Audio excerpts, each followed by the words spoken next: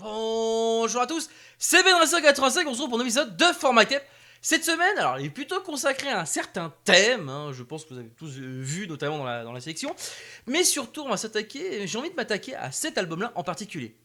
Avec trois titres sortis en avant-première, on va parler du nouvel album de Das Mortal, Miami Beach Witch. Ce qu'il faut savoir, c'est que l'album est donc composé en 12 pistes. Il y a donc Teenage Angst, qui est l'intro. La deuxième piste, c'est Miami Beach Witch, qui est donc le titre de l'album. La troisième piste, c'est Wicked Desire. La quatrième piste, c'est Black Summer Lip. La cinquième piste, c'est Beyond the Night. La sixième piste, c'est It Comes. La septième piste, Dead Stream. La huitième piste, Machina. La neuvième piste, c'est Age of Solitude. La dixième piste, The Void. La onzième piste, Hopeless Necromantic. Et enfin, la douzième piste, Witch Kiss l'outro. On commence par la première piste, Teenage Angst. Alors, cette première piste, déjà, ce qui est assez intéressant, c'est la manière dont elle démarre. On a l'impression d'appuyer sur un petit baladeur, et on appuie sur play. Ce qui est intéressant aussi dans cette piste, on introduit donc tout simplement un personnage qui ici, comme son nom l'indique, est en crise d'adolescence. Et là, très clairement, pour moi, ça me fait penser donc, en tout cas, par rapport à ça, on a l'impression, je dirais, si on devait imager ça, on serait plutôt une personne qui est en train de passer d'un style à un autre. On passe donc à la deuxième piste, Miami Beach Witch.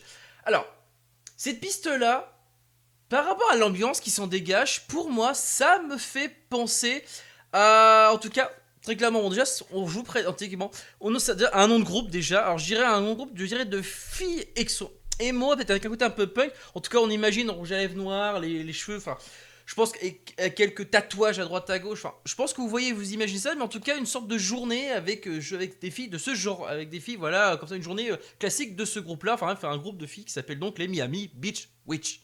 On passe à la troisième piste, Wicked Desire. Alors, Wicked Desire, c'est une piste qui est chantée. C'est une piste d'ailleurs qui est disponible, qu'on pouvait voir ici, qui est disponible en fait, qui était disponible en mai 2020 et qui était disponible d'ailleurs depuis le 15 mai 2020. Alors, cette piste, elle est assez intéressante parce que déjà, ça veut dire donc désir, une sorte de désir interdit. Alors, par rapport à la voix qui s'en dégage, donc ça évoque donc tout ce genre de trucs, c'est un peu cette espèce de truc, on va braver les interdits, et surtout, même cette piste-là, donc ça fait, on pense donc en mauvaises choses à faire, etc. Et c'est donc, on peut imaginer des trucs, on peut imaginer voir ces fameuses filles, je sais pas, peut-être pas voler, on va dire voler, ou c'est ça, peut-être fumer, fume. Peut-être que ce qu'elle filme justement, c'est du shit, vous voyez ce que je veux dire. Et surtout, à la fin, ce qui est assez intéressant, on sent qu'il y a quelque chose parce que ça tombe, la musique s'arrête d'un coup, mais comme si de manière, comme ça, comme s'il y avait on avait quelque chose, c'était mal passé. On passe à la quatrième piste, Black Summer Leap. Alors, là, on est très clairement, là parce que Black Summer Leap, tu vois, bon, les rouges à lèvres, là, on est très clairement, là, oui. Là, pour moi, ça décrit très clairement la personne qui a justement fait sa crise d'adolescence. En tout cas, pour moi, ça m'évoque vraiment une personne émo. Mais surtout, là, par rapport à ce qui se passe, on sent que c'est vraiment quelque chose de très grave parce que on sent un côté vraiment dramatique dans cette piste. Ensuite, directement avec la piste 5, Beyond the Night, qui est donc pour moi là, cette piste-là, il y a quelque chose de... J'ai l'impression que, pour moi, ça me fait penser à une sorte d'errance et à la solitude en même temps. Il y a ces deux choses-là qui se passent, enfin, que je ressens quand j'écoute cette piste-là. Et ensuite, on enchaîne avec la piste 6 qui enchaîne directement. La piste 6, It's Come, c'est une piste chantée d'ailleurs. Alors, si on regarde les paroles, techniquement, alors, ça parle de sang dans la nuit, Pour moi, j'ai l'impression qu'il s'est passé quelque chose de grave, du genre, il y a eu un meurtre ou quoi. En tout cas, ça parle beaucoup de sang, ça évoque le sang. Est-ce que ils sont pas amusés à se tailler les veines, machin comme ça? En tout cas, je sens quelque chose. En tout cas, on sent un rapport avec le sang. Après, dans les filles émo, ça peut être un rapport avec les vampires, tout ça. Mais en tout cas, une chose est sûre, ça parle de nuit sanglante. D'ailleurs, c'est une piste qui est disponible, comme vous pouvez le voir ici, depuis le 25 septembre 2020. Voilà, que c'était la piste vraiment qui présentait en avant-première, enfin, qui était vraiment en train de présenter cet album-là.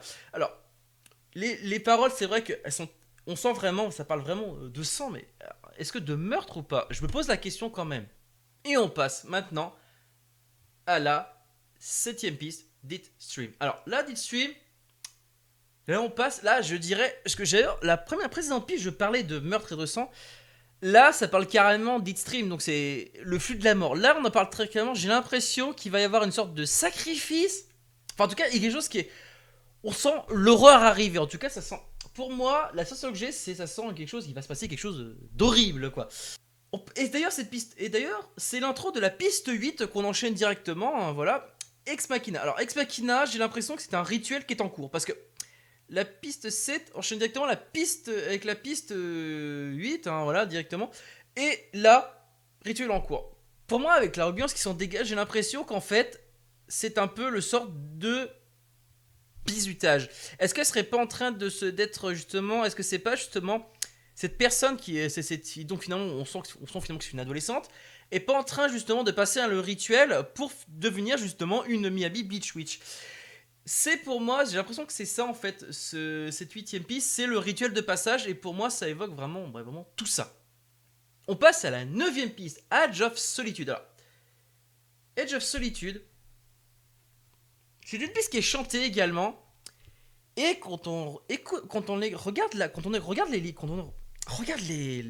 voix, ce qui est assez intéressant dans cette piste là, c'est que ça sent une personne qui reste enfermée, qui se renferme sur elle-même et qui a l'impression qu'il veut vivre que la nuit, quoi. Enfin, une personne qui finalement se sent seule malgré le fait qu'elle a été acceptée, comme si finalement tout ce qu'elle avait passé, mais finalement malgré le fait qu'elle ait fait ça, finalement elles se sont toujours aussi seules.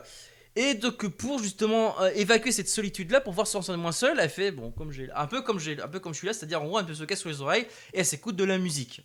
On passe maintenant à la piste 10, The Void. Alors The Void, c'est littéralement la première piste qu'on a pu découvrir de cet album. Cette piste est sortie le 31 janvier 2020. Alors, ce qui est intéressant, c'est que cette piste est assez techno par rapport au reste de l'album. Et cette piste, pour moi, elle évoque quand même quelque chose. Cette piste, elle m'évoque un peu la folie. En tout cas, on sent que quelque chose se passe dans la tête de cette adolescente. Et pour moi, c'est vrai que la fin me fait beaucoup penser à la folie, dans un comme ça, comme si en fait, je pense que par rapport à ce qui se passe, c'est qu'en fait, elle est en train de changer littéralement de personnalité. Son ancien elle est en train de disparaître. On passe à la 11e piste, Hopeless Necromantic. Alors, la 11e piste, c'est littéralement sa nouvelle personnalité. En gros, on l'a vu plus ou moins ce qu'elle était avant, les différentes épreuves qu'elle a passées, ce qu'elle a vécu, et là on est littéralement ce qu'elle est maintenant. Autrement dit, alors, je pense que pour ceux qui qui ont des enfants et qui connaissent la série Nickelodeon, Bienvenue chez les Loud, vous savez, ça fait penser au personnage de Lucie, ouais, la sœur qui parle un peu blasé.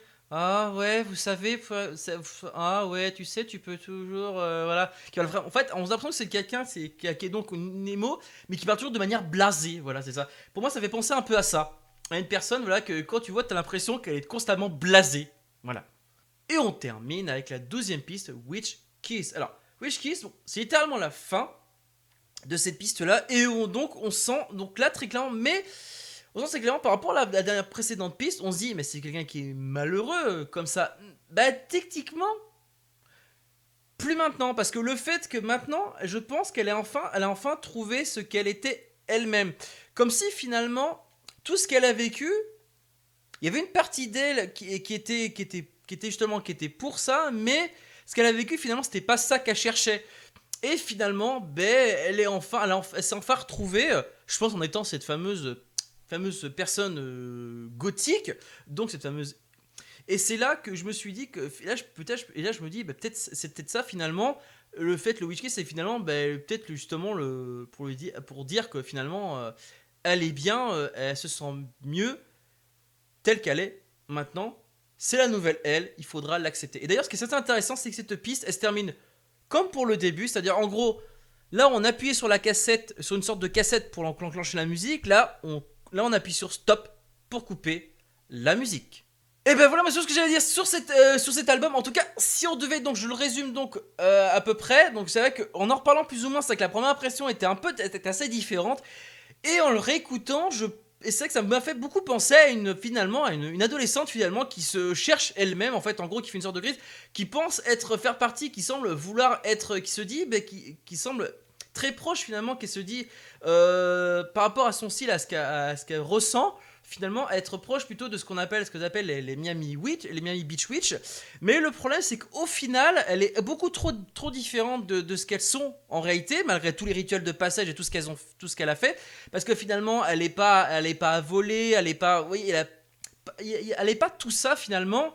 Elle est pas tout ce genre de drama, parce que j'ai l'impression qu'en fait, dans la moment où justement il y a eu le épisode 3 où elle s'était lâchée, j'ai l'impression qu'en fait elles l'ont laissé tomber, plus ou moins comme ça. Enfin, du moins, on sent qu'elles l'ont peut-être fait porter le chapeau, un truc comme ça. Enfin, on sent que finalement, elle a trouvé son style tel qu'elle veut être, mais pas le groupe auquel elle voudrait être, je pense. Un truc comme ça. Enfin, en tout cas, c'est ce que ça m'a fait penser beaucoup dans cet album. En tout cas, j'ai une chose est sûre. Merci Test Mental pour cet album, merci beaucoup. Et ben voilà, cette review maintenant terminé. J'espère que cela vous a plu. N'hésitez pas à me dire ce que vous en avez pensé. C'est pas trop compliqué pour dire votre avis. Pouce bleu, pouce rouge et le petit commentaire tant qu'il est constructif. Il est bon à prendre. Hein. Sachez que vous pouvez me suivre sur les réseaux sociaux, que ce soit Facebook ou Twitter. Sachez que les liens sont disponibles en haut de la chaîne. Pour ceux qui voudraient me parler directement, sachez qu'il y a un serveur Discord qui est disponible dans la description de cet épisode ou en haut de la chaîne. Allez, sur ce, moi je vous laisse pour de futures sélections avec Xperia et surtout pour de futures reviews. Ciao!